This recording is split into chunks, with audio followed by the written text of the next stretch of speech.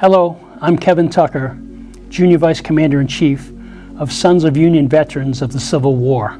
I'm going to talk about William Francis Bartlett, the boy general, one of the most wounded soldiers in the Civil War. At a time when being wounded in combat meant losing a limb or other such large chunk of your body, being wounded more than once in the Civil War was a grotesque and terrifying thought.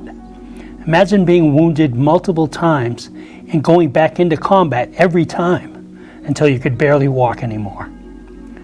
That was how Union officer General William Francis Bartlett served. He made his way from a private to a brevet major general in the same time it took for the Union to bring the Confederacy to its knees, and he was always ready for more. Major General William Francis Bartlett was one of the youngest generals during the Civil War, certainly the youngest from Massachusetts, and had a remarkable service record. It can be frustrating when reading of strong leaders such as Bartlett to see such figures neglected in history. The two Bay State generals who get the most ink in the history books are the controversial Butler and Banks. Scratch the surface a little, and you will find that the Commonwealth had more to offer in terms of general officers. William Francis Bartlett, the son of Charles Leonard Bartlett and his wife Harriet Dorothy Plummer, was born in Haverhill, Massachusetts, attended Phillips Academy in Andover, Massachusetts, and entered Harvard College in 1858. Frank Bartlett was 21 and a junior at Harvard College when the war began. He was a mediocre student and did not seem to have any particular drive. A fellow officer and an earlier Harvard grad, Francis Palfrey, wrote that Bartlett was, quote, a little young for his years, rather fond of billiards, suppers, college clubs, and the society of young ladies, unquote. In modern terms, he was a partier. He was sympathetic toward the South and wrote that secession was, in his opinion, constitutional. On that point, he and I disagree. But regardless of his politics, he still chose to fight for the Union. On April 17, 1861, 5 days after Fort Sumter was fired upon, he enlisted as a private with the 4th Battalion, Massachusetts Militia. I can only suspect that a bit of peer pressure was involved in his decision to become a soldier. Bartlett initially enlisted in the 4th Battalion, Massachusetts Infantry, which was also known as the New England Guards, which was garrisoned to defend Fort Independence in Boston Harbor. At the time, the 3 forts in Boston Harbor were entirely unmanned, and the harbor was almost defenseless. Fort Independence was the only one of the 3 forts equipped with cannon. However, most of them were facing the city and not the water. The 4th Battalion, including Private Bartlett, had much work to do to put Fort Independence in order. There they set the neglected fort in order and drilled vigorously. At the end of his month of service, Bartlett felt he had learned more at Fort Independence than during all his years at Harvard. Bartlett served with the battalion for the unit's full 90-day term from April to June 1861. On August 8, 1861, Bartlett was commissioned captain in a new regiment they were forming, the 20th Massachusetts Infantry, and given command of Company I. It was known as the Harvard Regiment because many of its young officers, including Bartlett, were Harvard students or recent graduates.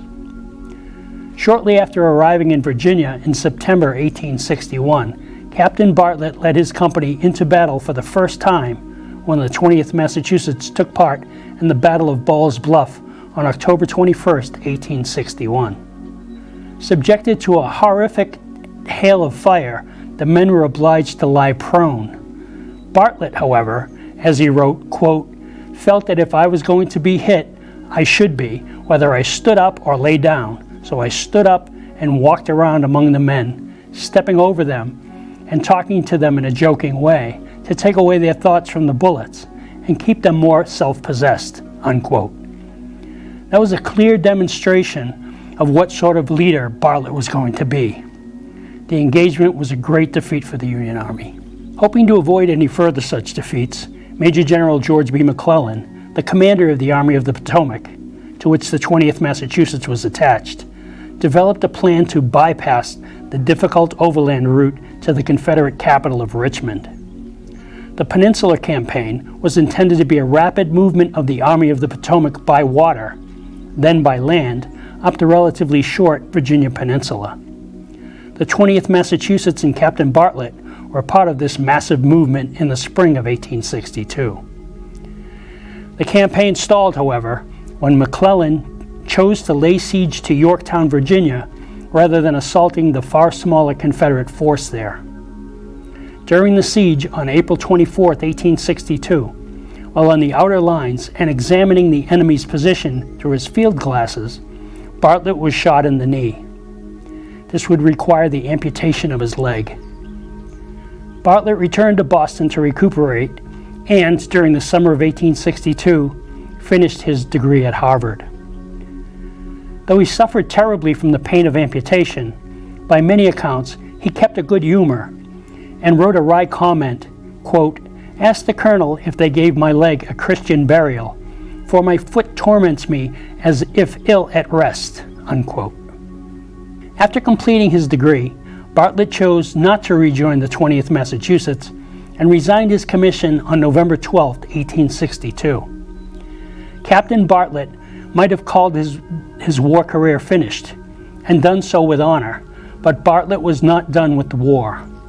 In September 1862, he accepted a promotion to colonel and the command of the 49th Massachusetts Infantry, then forming.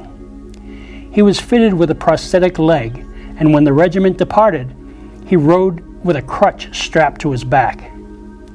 The 49th Massachusetts was assigned in late November 1862 to the Louisiana expedition of Major General Nathaniel P. Banks.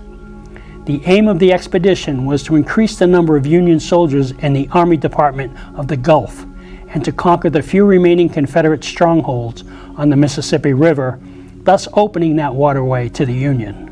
The 49th Massachusetts took part in the siege of Port Hudson, Louisiana. On May 27, 1863, General Nathaniel Banks ordered the first of two disastrous assaults on Port Hudson. Obliged to lead his regiment on horseback due to his condition, Bartlett knew that he would make a conspicuous target. Quote, "I knew that my chances for life were very small," he later wrote, "but I had to go horseback or not at all. So prayed that life and limb might be spared, and went in," unquote. Sadly, Bartlett did indeed make an easy target. He was shot by two bullets simultaneously, one glancing off his only ankle, the other severely shattering his wrist. This nearly cost him his hand. He recuperated in Baton Rouge for 6 weeks, the wound periodically spitting out pieces of bone. Then he returned home during the summer of 1863. The regimental surgeon, Dr. Frederick Windsor, was able to remove the bullet and save his hand, but the wounds effectively removed him from command until the end of the 49th's term of service in September 1863. Bartlett resigned his commission on September 1st, 1863. Again, Colonel Bartlett might have resigned honorably and stayed home, but instead he accepted command of the 57th Massachusetts Infantry. While still recuperating from his wounds received in Louisiana, Bartlett began to organize, in the fall of 1863, the 57th Massachusetts Infantry. It was one of four, quote, veteran regiments, unquote, organized in Massachusetts to consist almost exclusively of men who had already served out enlistment with a previous regiment. Bartlett was placed in command of the 57th, which was formed in Worcester, Massachusetts. The unit was sent to Virginia before it was fully organized, and Bartlett would not receive his new commission as colonel of the 57th until April 9, 1864, although the commission was made retroactive to August 1863. The 57th Massachusetts became part of the 9th Corps of the Army of the Potomac and arrived at the front in time for Ulysses S. Grant's Overland Campaign, a relentless series of attacks by Union forces during the spring of 1864 aimed at grinding down Robert E. Lee's Army of Northern Virginia. Early in the campaign, Bartlett was again wounded, this time in the head, when a bullet glanced off his temple during the Battle of the Wilderness on May 6, 1864. But still Bartlett was not finished with the war.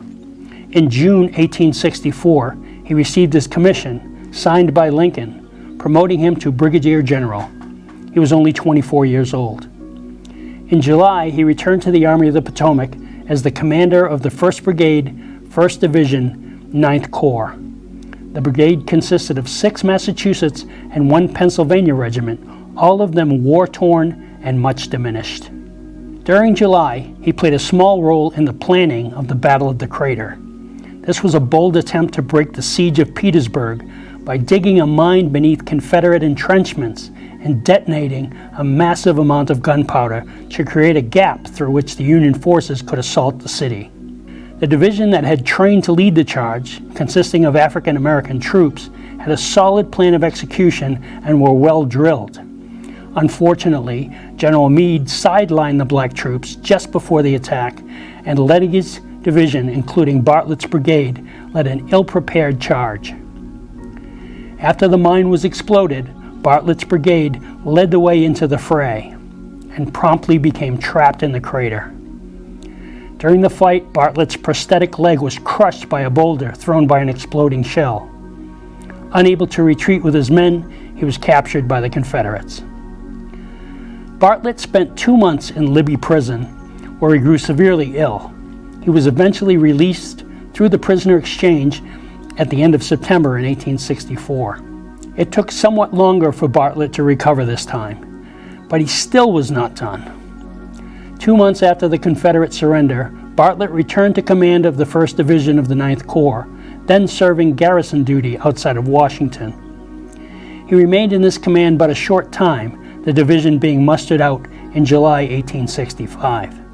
At that time, he was recommended for a brevet promotion to Major General, which was passed by the Senate in March 1866, when he was 26 years old.